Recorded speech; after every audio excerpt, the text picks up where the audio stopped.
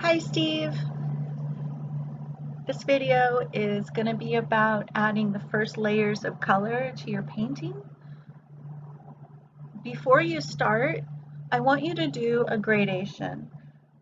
That way you can get warmed up to watercolor because it might have, I don't know, when was the last time you did a watercolor? Who knows? But this is always a good way to warm up. It's also a good way to understand your colors. So I'm using orange and black, and I put the dark strong version on one side, and then I'm adding about 3 drops of water, and you can see how much lighter it is. Now this color, this orange and black mixture, is actually perfect for the entire background. When you get to where you're adding more water, you will totally see it. When it's dark, you're probably thinking, I'm out of my mind. When I add more water, the puddle in my watercolor tray is just getting bigger and bigger. I don't want a puddle on my paper, so you see me dabbing it on the sponge, and that's taking away a little bit of that water and paint so that when I go to the paper, it is not a big flood.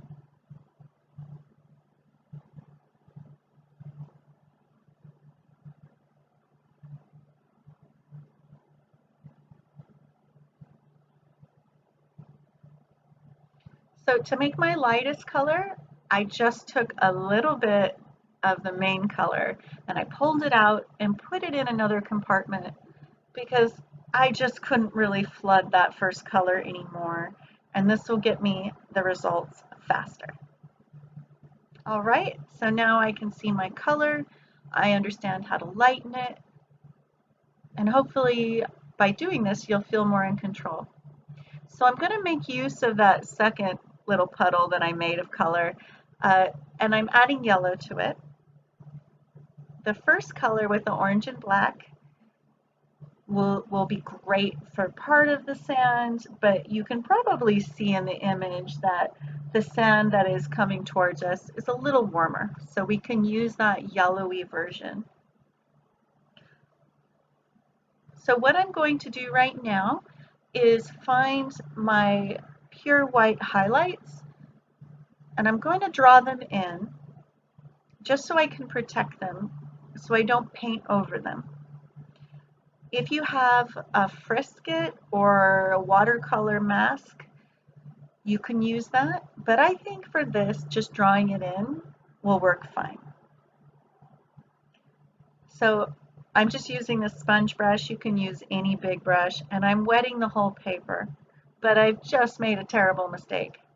I was supposed to be protecting those highlights, and I wasn't supposed to get them wet. So I'm using a tissue to dry off the paper, and then I'm going back around them with a brush. I wet the whole paper because I'm going to add our base color to the entire piece of paper, and if I left those highlights wet, the color would have just bled into them. So I could probably get away with a little bit bigger brush.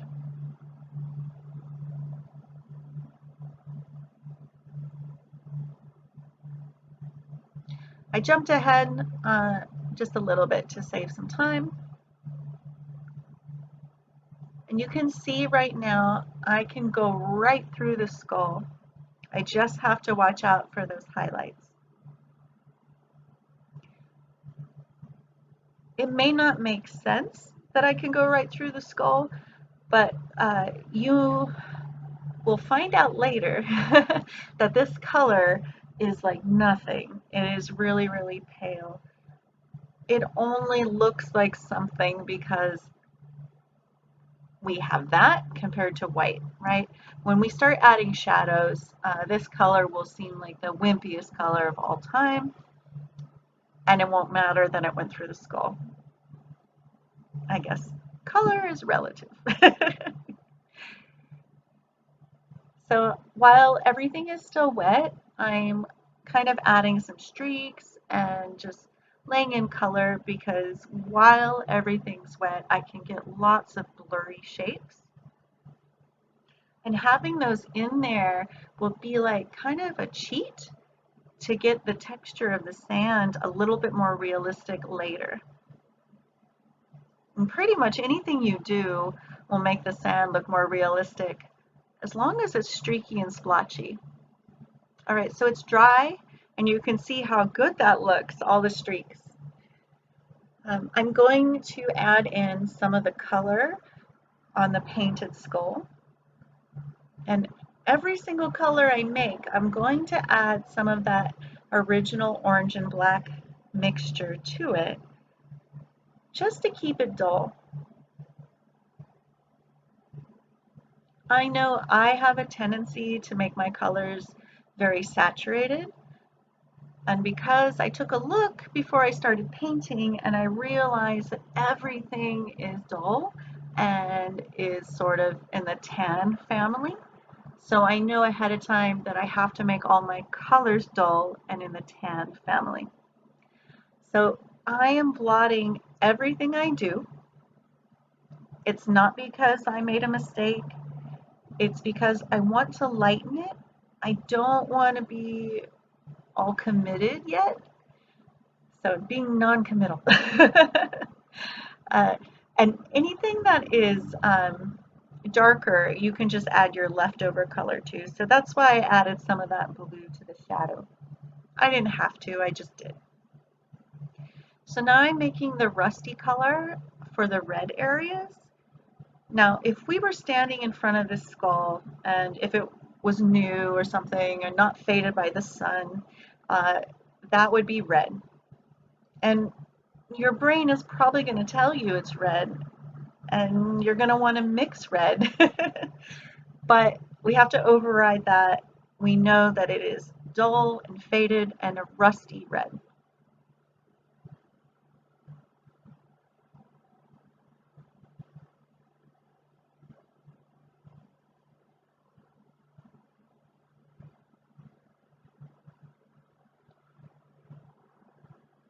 Be careful when you're blotting. You see me reusing the same tissue, but you want to make sure when you're doing that that you always find a clean place on that tissue. If not, you run the risk of stamping your old colors all over your painting. So this color is kind of like, it's yellow, a little greenish feeling to it. There's almost a gold feeling to the shadow color on the horns.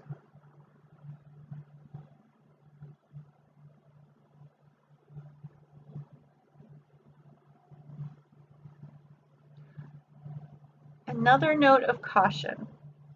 I can paint several sections at once and then go back and blot it before it has time to dry.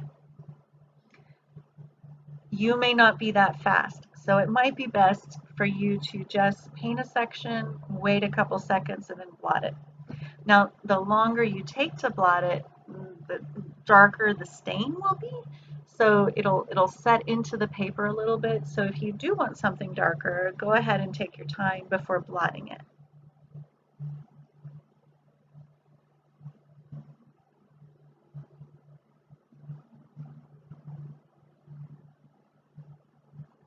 The color I'm using here is just like kind of a burgundy gray. Whenever you have something that's black in your picture, it's nice to get another color underneath. So I'm using that color just to hold the place for the black, but also later when I layer darkness over it, that sounded funny. When you layer darkness, when I layer the darker color, when we're almost done, that undercolor will add a richness. So you see I'm putting it in where the mouth area is. I'm going to throw it in where the eyes are.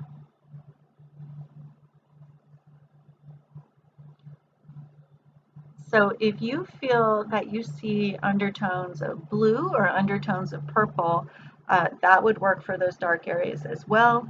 I just went for more of a burgundy color.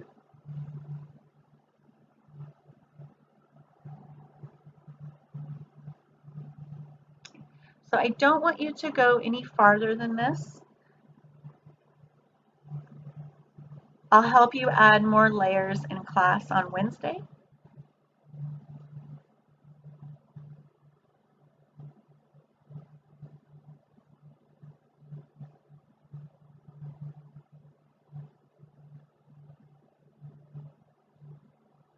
I can't wait to see how well you did this because I know you're going to get this perfectly. You're pretty good at watercolor. All right, I'll see you next week. Bye.